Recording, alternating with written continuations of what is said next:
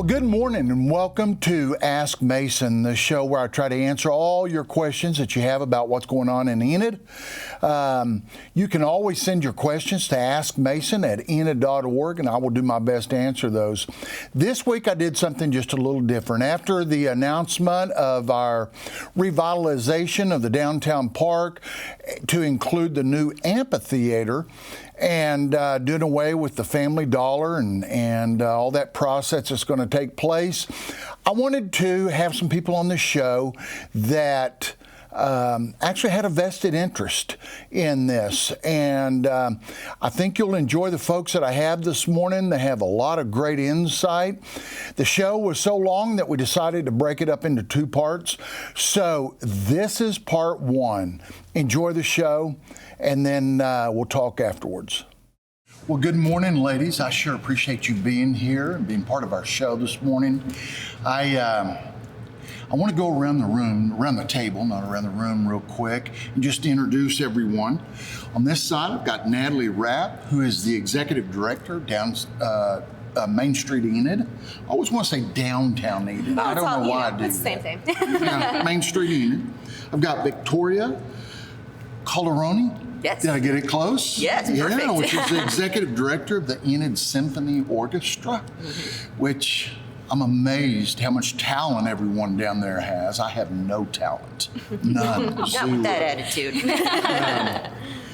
Pearce. Katie, who is the president of the board of directors for the Gaslight Theatre. Thank you for opening this up and allowing us to be down here and film this today. It's beautiful what you've done. I know y'all just gone through some capital improvements, right? Yep, we're still working on them too, so more to come. Yeah. Just as my engineers tell me all the time, all it takes is time and money, and we can engineer anything. That's kind of the truth here, right? So it's beautiful. I was telling the table a while ago, this is my very first time in the Gaslight Theatre. Well, you'll have to come this summer. I know. We have a show. Know. So I don't know why we haven't. It just has never fallen on our schedules. So we'll get it on there. Please, I would like that. And I've got Charlet Ringwald, which is the executive director of Leonardo's Children's Museum, which is an amazing facility, right? It is. We were just talking a while ago. I bring my two grandsons down there, and they honestly cry when it's time to leave. I hear that a lot. My office is above the door, and so I hear a lot of crying as they leave. Yeah. Oh my gosh, they just love it so much. We are so fortunate to have that facility in Enid. Yeah, we're really all. Yeah. Also have Bailey Wilson with us, which is on the Gaslight Board of Directors. So I'm assuming you've probably worked on trying to raise some of the money for this project, right? I have. I've done a lot of speaking to fundraising. I've spent the last 6 years as our Shakespeare committee chair, so I've done a lot of off-site things with the theater, as well as acted here for a long time. Like too many years. Yeah. Yeah, spend a lot of hours up here. Yes, I do. Yeah. Well, thank you for what you do. Then I also have Tani Mahaffey. Did I say that right? Close. Mahaffey? There's no C. Mahaffey. Mahaffey. Okay. Mahaffey. No C. All right. I told everybody a while ago I'm from Southwest Oklahoma, so you know. You got the first name. After the third grade, we don't put a lot of effort into education. Who is the owner of Boho Teepee? Yes, sir. And which is a boutique downtown. And man, we just love our businesses downtown. Enid has been great too. Good. Good. Very grateful. Well, ladies, thank y'all so much for being here. Before we get started, I've just got a couple of little trivia questions. And I've got my hand over the answers. So, does anybody know when this building was actually built? 1921. Really? Mm-hmm. Okay. I've got 1924. Oh, that was when it was renovated because there was a fire, and so it reopened in 24. Okay. But originally in 1921? 1921, yep, when it was the Billings, yep. Really? Mm-hmm. Really? Do you know who built it? Billings, what was his first name? William? No. Sounds about right. I don't know. Yeah. Henry? It's two brothers. Yes. It's two brothers, last name Billings. But do you know what it was the very first time what they built it for? Is that the movie theater? Well, it was That originally that? like a live theater, and it was for their mother because they wanted to build her a palace on the plains, and so that's why we have Right. the apartments above, and she lived there until her death in the 40s. The building's always been a theater since it opened. Yes, yeah, for over 100 years. Which I learned that. I didn't know that, right? I mean, most buildings aren't, right? I also found it interesting that their last name was Billings, but it was the Bowler Theater. Boller is what I looked up on the internet. Okay. You're was like, going to take issue with that, aren't you? Maybe. So it was the Billings and the Cinema Twain and Gaslight, and there's one more. The Criterion. Criterion. Yep. Really? Yeah. But it was talking about being the Bowler Theater, that the Billings brothers built the Bowler Brothers Theater. And I'm going, wow, say that 3 times, right? So anyway, enough of the trivia, and there's no prizes. So, kind of the purpose of having everybody here, the common theme is downtown, right? And that's what we're seeing here. And just, a week ago, just over a week ago, we announced, the city did, that we have done a public-private partnership with Jiffy Trip to actually do part of our large downtown plan that we've had for 20 years now that we've done very, very little on. Part of that was to revitalize downtown, revitalize the park that we have where Under Her Wings is, but also to build an amphitheater. And so I was very excited about that. I mean, when I'll be honest, I wanted to do stuff downtown, but always trying to find the money. You know, how's that going to happen, right? And then you always have other things that come up like roads and bridges, that people seem to want to have. But Jiffy Trip contacted us and said, hey, we love that property right there. And we'd already purchased the property on both sides of the Family Dollar. And so we had ironically been in negotiations to try to buy out that lease because sales tax revenue was going down. And number 2, it was 2 more years on the lease, which I've got this multiple times. Why did you pay for something that was only 2 more years? They had another 5-year option after that. That was their option to exercise, not ours. So it could have been 7 years before we'd done anything. That's why we went ahead and moved forward on that. That negotiation started out at $750,000 to buy them out. We managed to get it down to $150,000.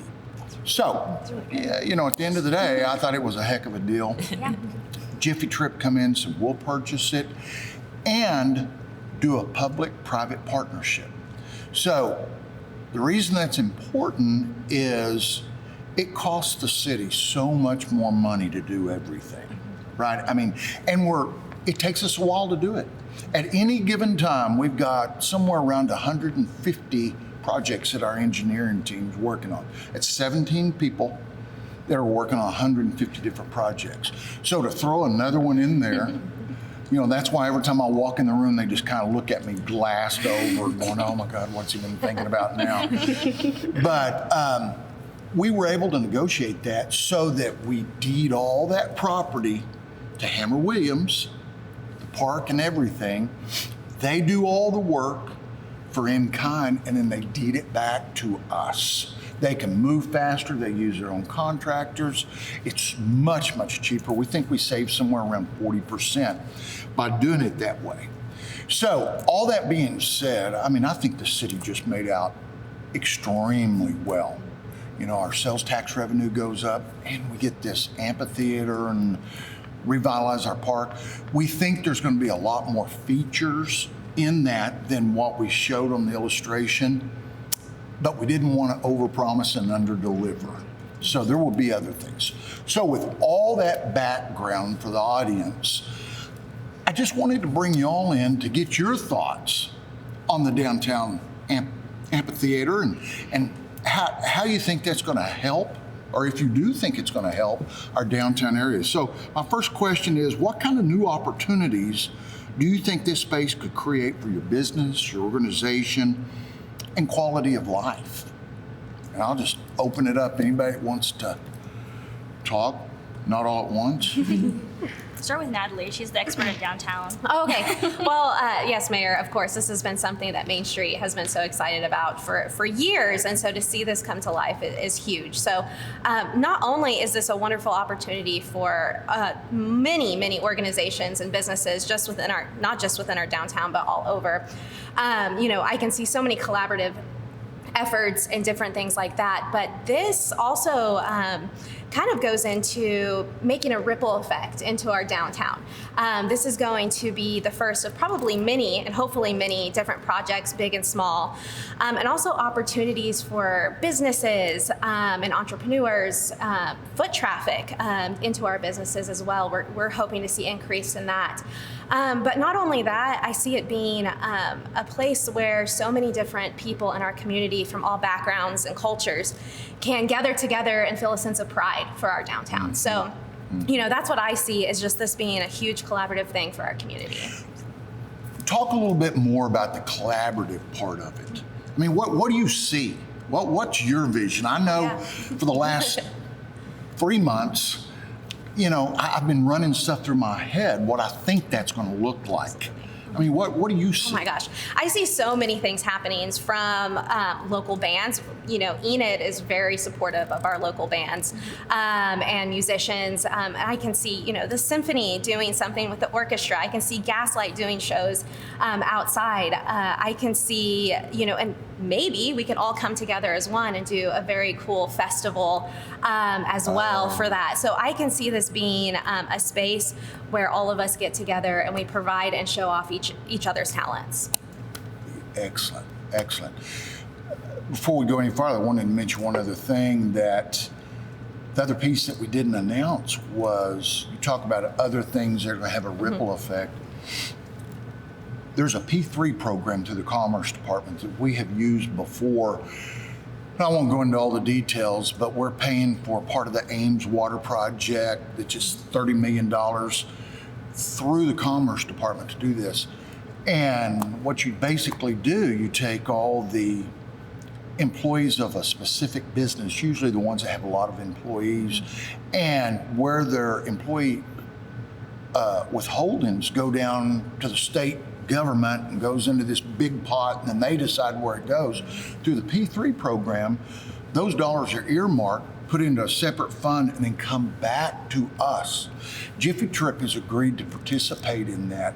So we will have funds moving forward to do additional things. And so when I talk about revitalization, I'm not talking about just an amphitheater, but you've got to get long-term funds set up that generate over and over and over. So anyway, I think that is going to change a lot of things. I think once that momentum gets started, especially when we get business owners that will reinvest in their properties, I think that will really help. Somebody else, what do you see as with the new amphitheater and the revitalization, how that's going to kind of help your business, your organization? Talk about that. Let's see, as a lot of what I've done here at the theater is off-site. I've directed a lot of Shakespeare. I've had a couple of different opportunities to work with the Cherokee Strip Regional Heritage Center and direct in the village out there. I love a good outdoor show. And I see this being an opportunity for us to be able to reach a totally different audience than what we get here, the same way we did with Shakespeare in the Park, and being able to give people the opportunity to see theater that wouldn't normally get an opportunity to if they feel like this isn't a place that they can come. So we like to take the theater to them.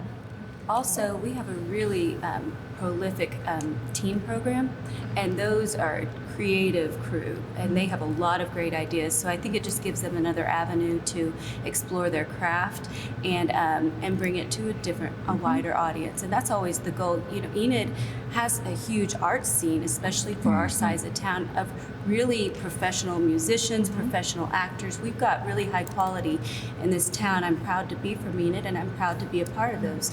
But I think it's more important. Sometimes the arts seem a little hoity-toity and off limits, especially symphony sometimes can be That's why I've never been invited. I'm not sophisticated enough. Well, you don't have to be, and that's not a true concept. You know, the arts are Right. for everybody.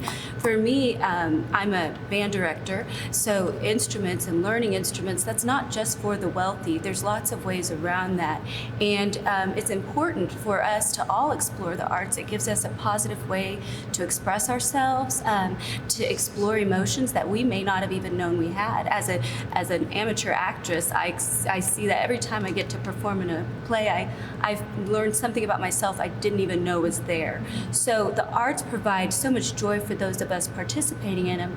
It's fun to share, and it doesn't really matter if you don't have an audience. So I think it will make us all a little more approachable, hopefully. I don't know about you at the symphony.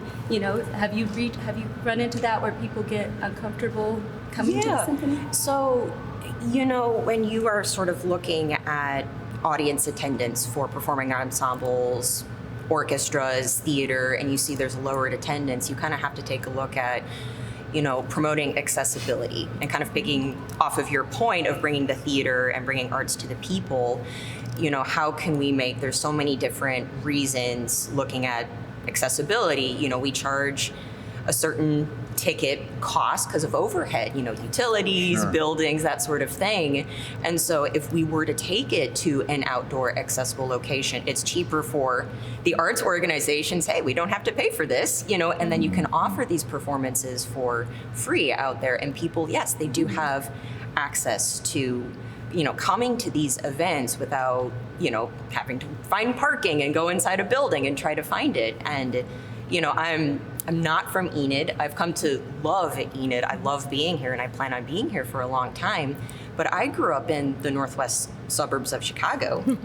So A little different. yeah. But in Chicago, we had the Ravinia Park in the North Shore area, tons of outdoor performances. We have an amphitheater pavilion in downtown Chicago, and it's just an even cooler experience when you can see theater down in the Southwest Pavilion, or you can see the Chicago Symphony, or going to music festivals.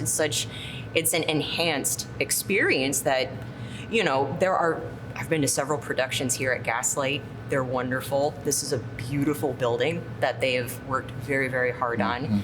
You know, and I'm a little biased. We do some good shows at the Symphony too. Absolutely. And Doug did so much to revitalize the Masonic Temple into a symphony hall, but it's a completely new experience when you are outside in a beautiful space in downtown. Yes. So Yes.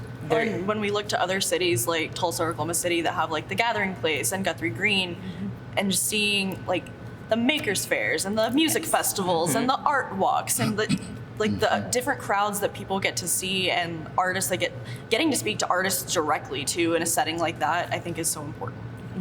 And I don't think it's going to be just, you know, entertainment. I think that on a normal daily basis, people can come out and enjoy the atmosphere as well, and you know, make their own fun, collaborate with so many different people across the community. So I see it being so many different things. You were talking about a while ago, music. Isn't that interesting how music just brings every group together? Everyone enjoys it. You go to a concert, all of a sudden everyone there is jumping up and down, you know, and you're going, that's pretty powerful. That's pretty powerful, and I think we'll be able to experience that. Tani, what do you think? How will that affect your business, do you think, or hope, or? I would expect that it would affect my business. Just having people coming to Enid for any kind of event is beneficial, especially if it's in the downtown area when people are in between things or coming early or staying late. You know, they wander around, they see a cool place they want to come into, and, you know, end up shopping there. And I have so many people that come from out of town that when they come to Enid, once they've found me, they make a point to come back because they, you know, they like my shop. And so just gaining new friends and customers.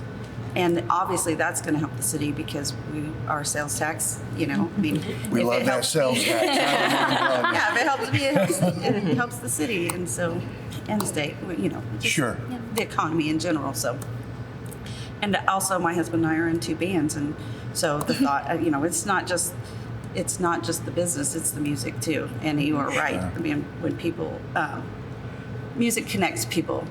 Just so many times their energy that they get from us, and then they feed it back to us because of just seeing people enjoy your music. You can't help but be completely energized. Sorry, I think too, as a school teacher, public school teacher, that gives us another venue that we can also perform. I don't know if you remember COVID, but